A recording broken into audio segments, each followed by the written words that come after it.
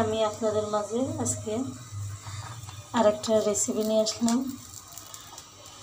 খুব সহজ উপায়ে শিং মাছ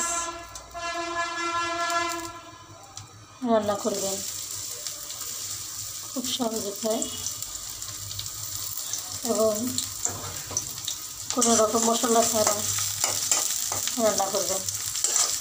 আসলে আমরা বেশিরভাগ মানুষ বেশি মশলা খাই বা অতিরিক্ত মশলায় মানুষের পেট বা ওয়েট বেড়ে যায় বা গ্যাসের সমস্যা হতে পারে। আমি এখন লবণ দিয়ে দিচ্ছি। লবণটা দিলে পেঁয়াজটা তাড়াতাড়ি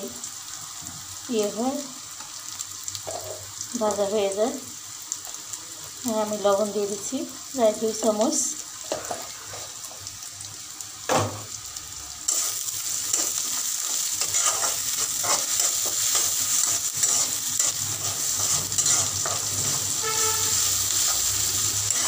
বেশি মশলা মানুষের পেটের সমস্যা হয়, অনেক সময় গ্যাস বেড়ে যায়, অতিরিক্ত গ্যাস হয়, অতিরিক্ত কোলেস্ট্রল বেড়ে যায়। হ্যাঁ, পেঁয়াজও আপনি যদি পেঁয়াজও কম খাওয়াটা সবচেয়ে ভালো, কারণ অতিরিক্ত পেঁয়াজও ক্ষতিকর। তবে পেঁয়াজ ছাড়া আমরা বাঙালি তরকারি রান্না করতে পারি না, তাই আমি আসলে বেশিরভাগ মশলা কমই খাই, একদম খুব কম খাই মশলা।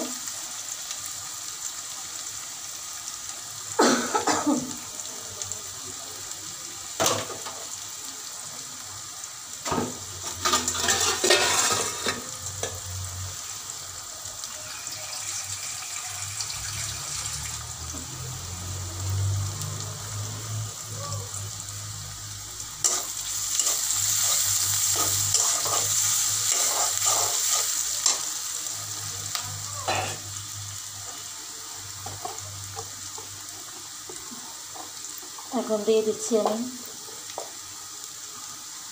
হলুদের গুঁড়ো 1.5 চামচ,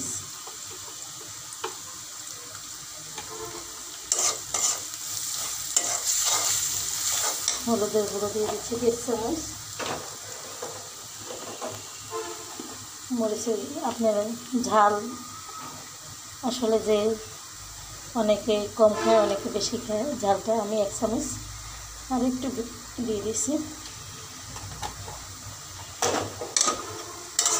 কারণ অনেকে কম খায় অনেকে বেশি খায়, যেভাবে খান পরিমাণ মতো দিয়ে নেবেন। এখন দিয়ে নিচ্ছি পানি।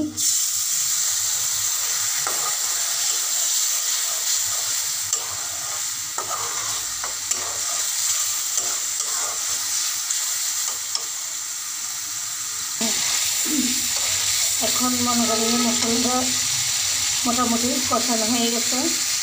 এখন দিয়ে দেবো আমি শিং মাছটা। আজকে শিং মাছ রান্না করতেছি, আলু দিয়ে টমেটো দিয়ে ঝোল করবো। শিং মাছের ঝোলটা আসলে অত্যন্ত ভালো, উপকারিত,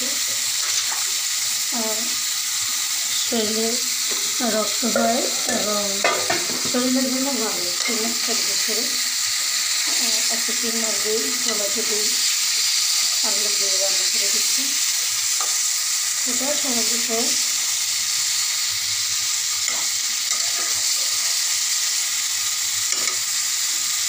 এখন দিয়ে দিচ্ছি টমেটো আর কাঁচামরিচটা আমি পরে দিই, কারণ কাঁচামরিচের কালারটা ঠিক থাকার জন্য, সুন্দর থাকার জন্য আমি কাঁচামরিচটা দেওয়া হয়।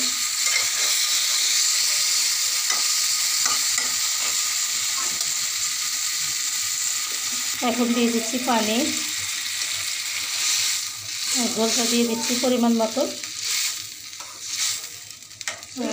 আমি 10-15 মিনিট পরে, 10 থেকে 15 মিনিট লেগে যাবে, 10-15 মিনিট পরে ফিরে আসছি।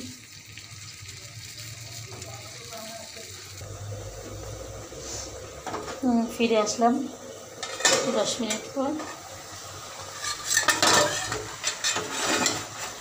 আমাদের প্রায় শিং মাছ তরকারিটা হয়ে গেছে।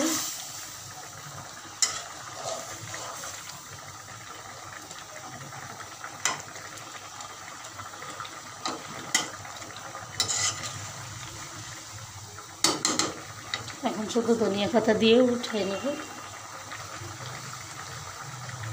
ধনিয়া পাতা দিলে শীতের সবজি তো ধনিয়া পাতা দিয়ে দিলে একটু স্বাদ দ্বিগুণ হয়ে যায়।